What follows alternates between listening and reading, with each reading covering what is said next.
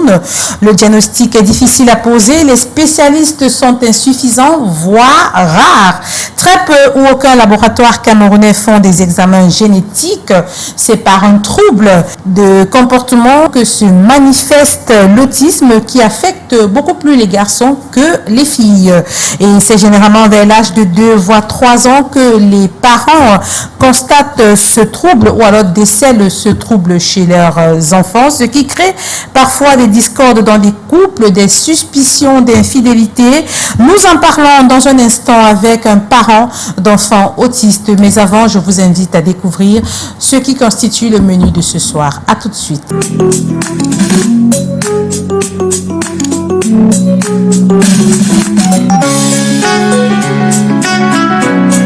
Au sommaire de TICOP cette semaine, tout savoir sur l'autisme.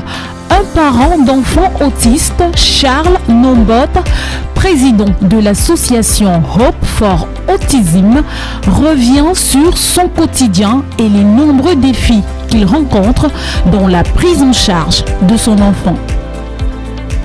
À suivre également dans votre magazine de la santé, la chronique du docteur Albert Zé. Il parle de l'importance des données et des informations dans la lutte contre les maladies et sur l'efficacité des programmes de santé. Et au bas de cette édition de TICOP, vous aurez également le point sur l'actualité sanitaire, revu et commenté par le promoteur du journal Éco-Santé et journaliste scientifique, Joseph Bamboum. Bonsoir une fois de plus, merci d'être des nôtres. Dans Check-up ce soir, nous parlons d'autisme, notamment du quotidien des familles qui ont des enfants autistes, les difficultés rencontrées et bien entendu des perspectives. Il est déjà sur ce plateau notre invité de ce soir, Charles Nombot. Bonsoir. Bonsoir Mireille. Vous êtes parent d'enfants autistes, d'un petit garçon qui souffre d'autisme et vous êtes également le président de l'association Hope for Autism. Exactement, je suis le papa de Lucas et je suis le président fondateur de Hope for Autism Cameroun. Alors racontez-nous comment vous avez découvert que votre enfant souffrait d'autisme. Quels sont les éléments qui vous ont amené à aller consulter? Alors il faut dire que ayant déjà eu un premier garçon, Nathan, nous avons constaté que Lucas, jusqu'à l'âge de 6-7 mois, ne s'intéressait pas à tout ce qui était autour de lui. Il n'était pas concentré quand on l'appelait, il n'arrivait pas à tenir le biberon quand il fallait manger. Il n'essayait pas d'échanger avec l'environnement, avec ce qui était autour de lui. Et il était, comme on peut dire, dans sa bulle. Donc, à l'âge d'1 an, on a essayé de rencontrer un pédiatre qui n'a pas décelé quelque chose tout de suite. Mais à 1 an et demi, voyant qu'il traînait à marcher, parce qu'il a marché à 1 an et demi, nous sommes allés voir un neuropédiatre qui, cette fois-là, nous a parlé de l'autisme pour la première fois et nous a fait certains examens de vérification en nous donnant rendez-vous quelques années plus tard, c'est-à-dire lorsque l'enfant a eu 3 ans. Alors, et c'était votre première fois, vous l'avez dit, d'entendre ce mot autisme. Comment vous avez réagi? Bon, il faut déjà dire que je voyais les symptômes de l'autisme autour de moi, mais je ne savais pas ce que c'était. Ça a été véritablement un choc. Ça a été un choc de savoir qu'on a un enfant différent, parce que pour le commun des mortels, la différence effraie toujours. La différence effraie d'abord. Et nous sommes des Africains avec plein de préjugés. Tout à fait. Chacun te donne ce qu'il peut te donner. Ça va dans tous les sens. Mais étant donné que nous sommes des chrétiens, nous nous sommes réfugiés vers le Seigneur et nous avons accepté notre fardeau, quoi. Et à partir de ce moment-là, votre quotidien a forcément changé. À partir de ce moment, l'autisme déteste la paresse. L'autisme vous met à l'école, mais en plus l'autisme vous rend humble. Vraiment, le quotidien a changé. On a appris à faire des choses autrement. On a appris à faire des choses différemment. Quand vous entrez par exemple à la maison, vous allez voir les images un peu partout. Aux toilettes, vous allez voir des images avec des écriteaux. À la cuisine, devant le frigo ou le congélateur, vous allez voir des images. Au réveil, vous allez voir des images parce qu'il faut lui donner des consignes à chaque étape de la journée jusqu'à l'école et même au retour. Donc, on a eu un autre mode de fonctionnement directement avec l'autisme. Oui. Vous devez insérer une routine quotidienne chez l'enfant parce que c'est la répétition qui lui permet de garder les réflexes. Plus vous lui montrez, c'est comme je disais tout à l'heure, c'est comme un disque dur vierge auquel vous devez insérer des données progressivement. Et une fois que ces données sont insérées, elles y restent. Donc, pour que l'enfant sache, par exemple, aller au pot, il faudrait développer une routine de l'envoyer au pot toutes les 1 heure de temps ou toutes les 30 minutes. Même s'il n'en a pas envie, il faudrait qu'il développe déjà ce réflexe de telle sorte qu'au moment où il voudra faire pipi, il ira seul faire pipi. Donc c'est beaucoup de travail, mais il faut bien s'adapter à ça et le résultat finit toujours par être probant. Une fois que vous avez instauré une routine, il faut l'appliquer, il faut continuer ainsi de suite. Et on dit qu'ils sont très irritables, ces enfants autistes. Donc tout ce qui change, son environnement va d'abord le pousser à avoir, je dirais entre guillemets, une crise. Maintenant, il faut travailler ça, réguler et lui faire comprendre qu'à tout moment, non, voilà, il peut avoir ceci, il peut avoir cela. Et ça passe par une éducation spécialisée. Si l'enfant ne travaille pas avec des spécialistes, ça devient très compliqué. Parce que pour chaque cas d'autisme ou bien pour chaque apprentissage, vous allez voir des types de méthodes qu'il faudrait mettre sur pied. À certains endroits, on va vous parler de l'ABA. À d'autres, ils vont utiliser des méthodes américaines telles que Montessori et autres pour pouvoir permettre à l'enfant de mieux comprendre les choses. Jusqu'ici, les causes véritables de l'autisme ne sont pas connues. Avec les travaux des recherches, on s'est rendu compte qu'il y a plusieurs origines, entre guillemets. Avant, en Afrique, on n'aimait pas dire qu'il y a des causes génétiques parce que chacun ne voulait pas s'attribuer ou bien être étiqueté de quoi que ce soit. Oui. À 30% actuellement, on se rend compte que 30% de cas d'autisme sont génétiques. Maintenant, on a des villes comme Douala qui sont des villes hyper humides. Donc, vous ne savez même pas ce qu'il y a sous le sol. Ce sont des causes, l'humidité entre dans les causes environnementales. Parce que tout se passe pendant la progression du fœtus. On a de l'amiante qui se cache sous les maisons des gens. On a des déchets d'ordures parce que vous ne savez pas ce que l'état d'immondice peut faire sur le corps ou bien dans l'évolution d'un enfant. Il y a le stress. Le stress, vraiment, plus on avance, plus la société est stressée. Que ce soit au travail, que ce soit dans la famille, que ce soit, le stress est partout. Il faudrait que les futures mamans enceintes essayent de réguler ce problème. On a l'alcoolisme et le tabagisme. On aura beau parler aux femmes enceintes. Vraiment, ne consommez pas l'alcool quand vous êtes enceinte. Donc, ce sont aussi des facteurs que ce sont des facteurs que je suis en train de citer. Oui. Il faut éviter le tabac, il faut éviter l'alcool. Pour finir, je reviens sur les maris violents. Vraiment, arrêtez de bastonner vos femmes. Parce que tout ça peut contribuer à vous donner un enfant autiste.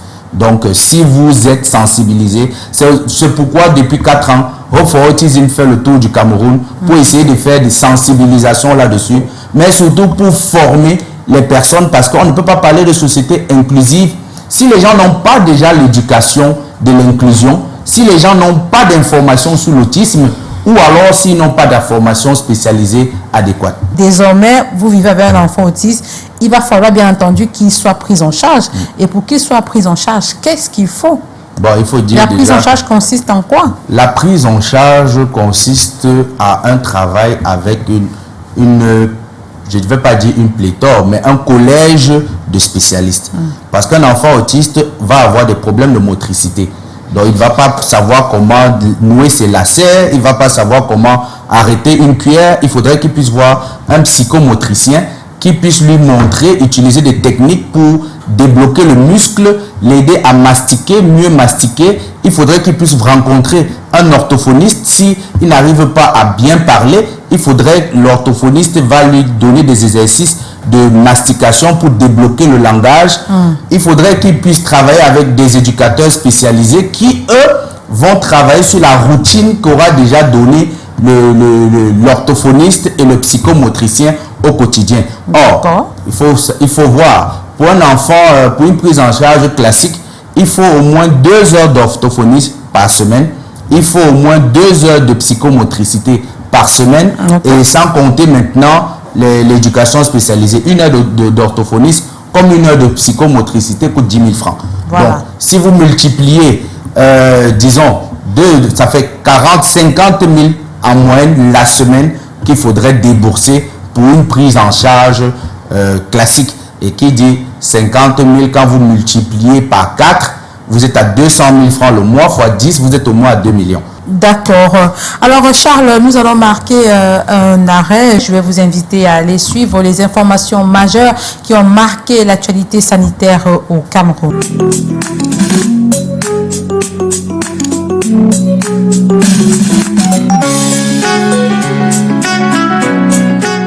Et pour vous donner ces informations, c'est un journaliste scientifique.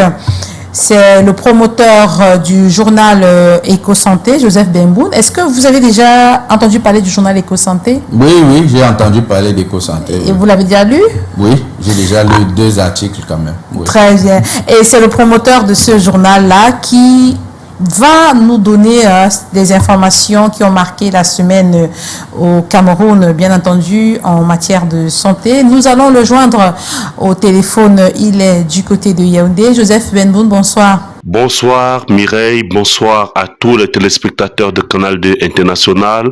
Bonsoir en particulier aux téléspectateurs de l'émission Check-up. Alors, vous revenez sur quelques faits majeurs qui ont marqué la semaine en matière de santé au Cameroun. C'est un plaisir de renouveler, de pouvoir décrypter avec vous l'actualité sanitaire au Cameroun. Reparlons une fois de plus de l'hygiène hospitalière, l'hygiène dans nos hôpitaux.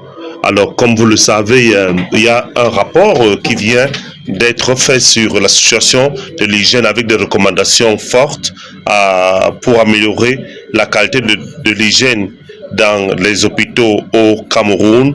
Mais il faut bien le dire, aujourd'hui, plusieurs de nos hôpitaux sont non seulement sales, mais affichent pâle figure.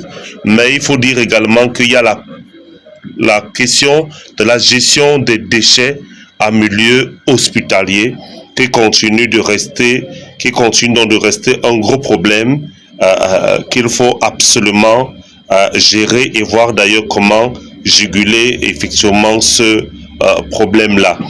Donc question aujourd'hui, effectivement, pour les directeurs des hôpitaux, ou bien pour les formations sanitaires, qu'elles soient publiques ou privées, de revoir donc la qualité de l'hygiène dans les hôpitaux, dans les formations sanitaires, publiques comme privées, parce que la qualité de l'hygiène, il va également de la santé, non seulement du personnel qui y travaille, mais également, vous voyez aujourd'hui que quelqu'un arrive pour un palu, mais ressort avec ce qu'on appelle communément une maladie nosocomiale, une maladie liée à la santé, liée à l'hygiène en milieu hospitalier. Un autre sujet, vous savez, ça fait 2 ans que le Cameroun a lancé la couverture santé universelle phase 1.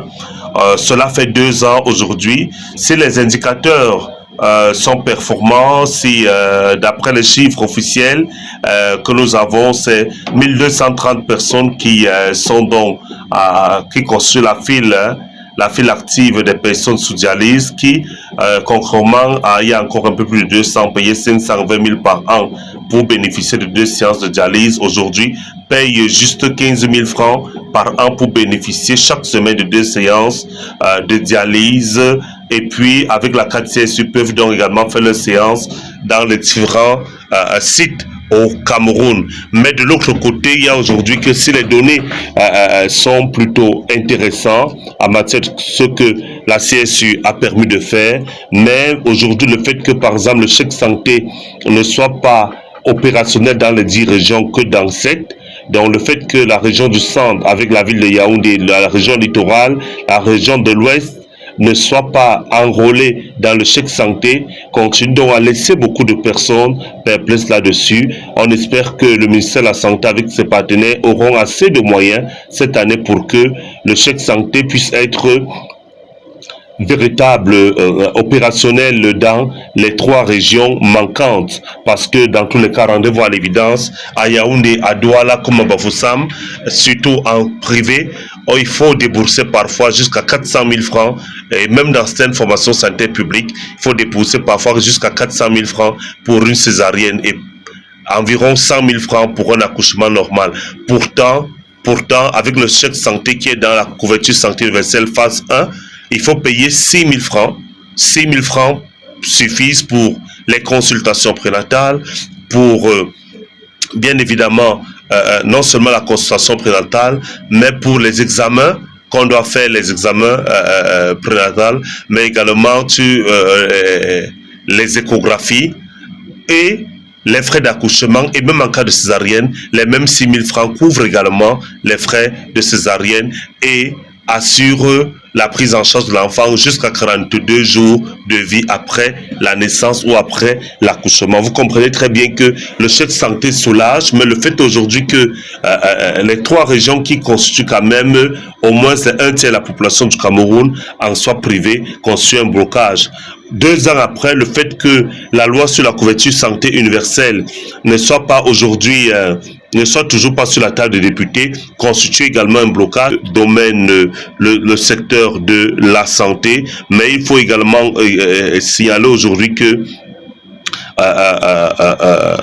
un élément qu'on ne pourrait dire effectivement ou mettre de côté, mais c'est donc aujourd'hui qu'il y a également des postes vacants, plusieurs postes vacants dans plusieurs hôpitaux où le ministre de la Santé publique est donc appelé à faire rapidement des nominations pour permettre aux managers d'arrêter le cumul, parce que c'est pas évident d'assurer la direction de 2 hôpitaux au même moment pour que certains directeurs puissent se concentrer sur les hôpitaux qu'ils managent pour de meilleurs résultats. Voilà, merci Joseph Bemboum pour toutes ces informations. Nous vous retrouvons la semaine prochaine. Charles, nous allons poursuivre notre entretien. Tout à l'heure, avant de prendre les informations, on parlait de l'éducation. Votre enfant aujourd'hui, il est scolarisé dans une école spécialisée. Et il est dans quelle classe? Comme on dit, est-ce que dans les écoles spécialisées, on fait aussi cette dénomination CM1, CM2, 6e? Est-ce qu'il est dans quelle classe aujourd'hui? Il a quel âge? Bon, oui, dans les écoles spécialisées aussi, on fait ces dénominations. Maintenant, là-bas, le fonctionnement ne va pas en fonction de l'âge de l'enfant, mais du niveau d'apprentissage. D'accord. Parce que lui, il aura 10 ans d'ici septembre, mais actuellement, il est juste au niveau CP. Voilà. Actuellement, il est juste au niveau CP. Pour un enfant normal, à cet âge, il serait normalement au CE1 ou au CM1 ou au CM2. Oui, tout à fait. Est-ce que ces enfants finissent souvent par obtenir un diplôme? Oui, puisque tout dépend du degré de l'autisme de l'enfant et tout dépend de la méthode de prise en charge utilisée. D'accord. Moi, j'ai des enfants, par exemple, le petit Ramsès, qui a une licence et il est rédacteur dans un journal de la place. C'est un enfant différent qui a parlé à l'âge de 5 ans, dont les parents ont dû travailler dur pour qu'il puisse atteindre ce degré de perfectionnement. Est-ce qu'il arrive qu'on ait des enfants qui terminent leur vie sans forcément avoir un niveau scolaire élevé parce que ils développaient un autisme très sévère? Bon, pour moi déjà, comme j'ai dit, quand j'ai eu le diagnostic de mon fils, j'ai fait mon deuil. Ça, c'était la première des choses. C'est-à-dire que si au départ, je souhaitais avoir un ingénieur, je me suis dit, non, maintenant, il faut travailler à ce qu'il soit déjà autonome. Si demain, il peut être peintre, pour moi, c'est bon. Oui. Si demain, il arrive à travailler et pouvoir être journaliste, parce qu'il parle beaucoup, Lucas, ça aussi, ça sera une très bonne chose. Oui. Mais là, maintenant, je ne peux pas définir les issues. Pour moi, le plus important, c'est que l'enfant soit autonome, au moins à 70 ou 80%, et qu'ils puissent être insérés dans la société. Oui, et on sait que ces enfants autistes, ces enfants qui ont des troubles de comportement excellent beaucoup plus dans des métiers d'art. Ce sont des génies. Voilà. Ce sont des génies, parce que c'est vraiment comme tout handicap. Il y a certains domaines sur lesquels ils sont plus poussés que d'autres. C'est ça le vrai problème de l'autisme, c'est de déceler le génie en fait qui sommeille à l'enfant. Une fois qu'il est décelé, mais si Beethoven, les yeux fermés, arrivait à vous faire des compositions qui sont aujourd'hui des compositions mythiques, si Mozart, les yeux fermés, arrivait à vous dessiner des tableaux qui sont des références de l'art dans le monde, mais comment vous ne voulez pas qu'un enfant autiste classique ne puisse pas finir juste ingénieur de pétrochimie ou de ponts et chaussées? Il peut avoir son couloir aussi. Donc, ces deux artistes que vous venez de citer étaient des autistes? C'était des autistes, comme le footballeur Lionel Messi, il y en a tellement, hein, franchement. Comme l'autisme reste encore mal connu, dans l'imagerie populaire, les enfants autistes sont assimilés à des sorciers. Jusqu'ici, d'après les récents chiffres du ministère de la Santé, c'est quand même 3000 enfants chaque année qui naissent autistes. C'est beaucoup. Et c'est sous-évalué parce que... C'est sous réserve. Voilà. Parce que l'évaluation, le diagnostic au Cameroun est, je peux dire entre guillemets, biaisé. Puisque beaucoup d'enfants n'ont pas eu la chance d'avoir cette collégialité de spécialistes pour avoir leur diagnostic. Parce que quand vous arrivez dans les villes comme Ezeka, Edea, où vous trouvez des enfants enchaînés comme des petits singes, et où les parents ne savent quoi faire, parce qu'ils piquent des crises, on ne peut pas définir exactement le statut de l'enfant. Et pourtant, si ces enfants étaient suivis, s'il y avait une prise en charge réelle, mais on aurait vu que peut-être c'est des petits footballeurs qu'on est en train de bloquer comme ça. La journée mondiale de sensibilisation de l'autisme a lieu tous les 2 avril de chaque année et c'est souvent l'occasion pour vous de vous mobiliser. Ces différentes associations-là qui luttent pour la vulgarisation de l'autisme, que l'autisme ne soit plus mal connu, qu'on n'assimile plus les enfants autistes à des sorciers et qu'on parle les déposer devant les cours d'eau ou qu'on parle les abandonner au village ou qu'on les ferme dans les chambres. On dit souvent des chambres secrètes dans les maisons et on n'arrive pas à les faire sortir. C'est l'occasion pour vous de faire des plaidoyers, comme vous êtes en train de le faire sur ce plateau à l'endroit du gouvernement, non seulement pour qu'on crée des centres où on a des enseignements ou des formations spécialisées, c'est ça? Oui, il nous faut des centres spécialisés multifonctionnels parce que au Cameroun, on n'en a pas. Parce qu'il faudrait avoir des centres où un parent en venant avec son enfant puisse être diagnostiqué. Dans le même centre, vous avez psychomotricien, orthophoniste, neuropédiatre, ergothérapeute. Si vous avez tout ça dans un centre, si vous avez tout ça dans un centre, vous avez directement le diagnostic de votre enfant. Parce que, figurez-vous, même la France, qui a beaucoup d'avance sur l'autisme, ne l'a pas fait en un seul jour. Il a fallu à un moment donné que des parents et des associations comme nous se lèvent et fassent des plaidoyers pour que le gouvernement puisse céder et mettre à la disposition justement que ce soit des centres, que ce soit des moyens d'accompagnement pour qu'on puisse avancer. C'est pourquoi depuis 4 ans, Hope for Autism fait le tour du Cameroun pour essayer de faire des sensibilisations là-dessus, mais surtout pour former les personnes parce qu'on ne peut pas parler de société inclusive si les gens n'ont pas déjà l'éducation de l'inclusion, si les gens n'ont pas d'informations sur l'autisme ou alors s'ils n'ont pas d'informations spécialisées adéquates. D'accord. Nous allons marquer un arrêt pour aller suivre ce reportage, un reportage réalisé le 2 avril lors de la célébration de la Journée mondiale de sensibilisation à l'autisme, signé Isabelle Ngouaoum à Mampaya.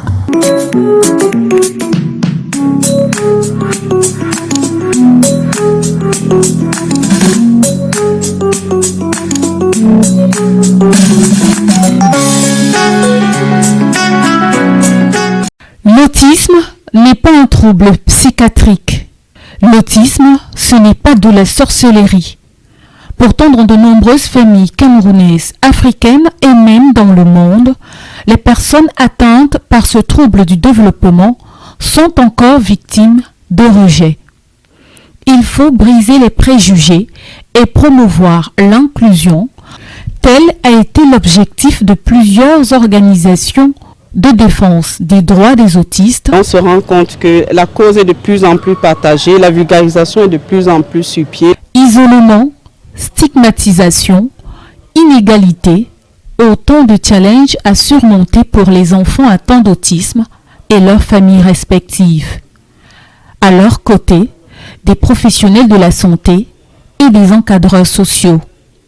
Tous continuent de militer pour une société dans laquelle aucun enfant autiste ne soit mis à l'écart. Retour sur ce plateau, Charles Nembot, vous êtes président de l'association Hope for Autism, une association qui milite pour la promotion de l'autisme, ce qui m'amène à revenir sur le thème qui avait été retenu pour la célébration le 2 avril dernier de la journée mondiale de sensibilisation à l'autisme. C'était promouvoir la neurodiversité et les objectifs de développement durable. Vous, en votre qualité de président d'association qui lutte contre l'autisme, comment vous avez compris ce thème-là? C'est une thématique qui a été applaudie par tous parce qu'il est question de demander au pouvoir public et à tous les acteurs de la société de promouvoir l'inclusion. Parce que la neurodiversité, on parle d'autisme ici, mais dans le monde, on préfère parler de neurodiversité parce que le spectre est plus large. Vous avez les trisomies qui entrent dedans, vous avez le trouble du spectre de l'autisme qui entre dedans, vous avez les dyslexiques, dysmorphiques, tous entrent dans la neurodiversité. Et cette différence ne devrait pas être un handicap. Cette différence ne devrait pas être un frein à l'épanouissement de qui que ce soit. C'est pour ça qu'on est en train de... Les Nations Unies sont en train de demander à nos gouvernants et à la société civile de prendre en compte cette différence-là et de l'inclure pour l'efficacité du développement social. Voilà, merci Charles Nembot. Je considère ces phrases-là comme votre mot de la fin. Merci Mireille. Venez, suivez-nous sur notre page Facebook www.hopeforautism Cameroun.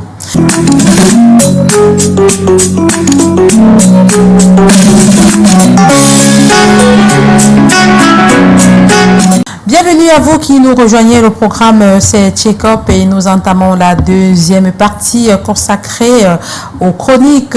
Ce soir, dans la chronique du docteur Albert Zé, économiste de la santé, il aborde la question de l'importance des données et des informations dans la lutte contre les maladies et sur l'efficacité des programmes de santé. Écoutons le docteur Albert Zé.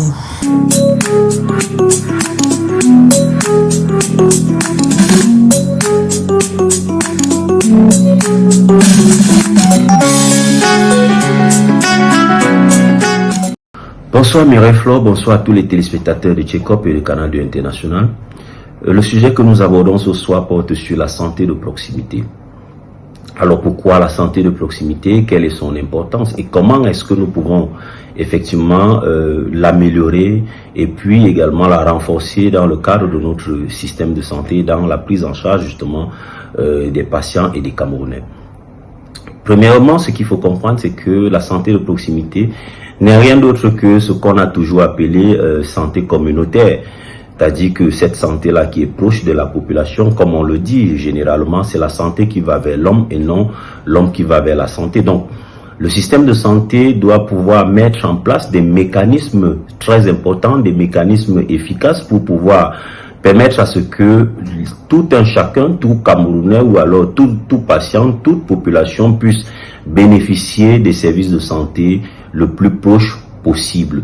Et c'est pour cela donc que la réforme hospitalière a tout son sens dans notre pays, parce que cette réforme hospitalière vient donc effectivement mettre l'accent sur la promotion de la santé, qui est le pan essentiel de la santé de proximité. Alors, santé de proximité, pour quelle importance? Il faut déjà voir une chose, c'est que la plus grande importance qu'on peut attribuer à la santé de proximité peut se voir directement au niveau de nos établissements scolaires, où vous avez des enfants qui doivent bénéficier d'une éducation et qui, lorsque sont malades ne peuvent pas bénéficier d'une première prise en charge qui peut leur permettre justement d'être stabilisés et de continuer à suivre leur cours. Ce qui cause effectivement un problème. Et nous avons vu aussi le cas de ce jeune enseignant ici à Yaoundé dans un lycée de la place qui avait été poignardé par un élève et qui a fini par décéder parce que justement il fallait le transporter de l'établissement vers une formation sanitaire qui devait prendre en charge son cas. Alors que si il y avait justement des unités de prise en charge de manière bien précise et de manière proche justement de cette population-là, on n'allait pas aboutir justement à ce résultat qui est très nocif et très négatif. Donc la santé de proximité est ceci qui doit nous permettre d'avoir la santé le plus proche possible. Pas forcément tous les services, mais ces services-là qui peuvent stabiliser un cas et permettre à ce que lorsque le cas est stabilisé, qu'on le refait donc justement dans une formation sanitaire beaucoup plus importante. Donc aujourd'hui, pour y arriver, il faut absolument que nous puissions donc mettre en place un dispositif. L'une des propositions est justement d'aller vers le même schéma que celui que la DGSN a mis en place aujourd'hui en construisant des centres de sécurité, donc des petits postes de police au niveau des carrefours. On peut également aller dans ce sens dans le cadre de la santé.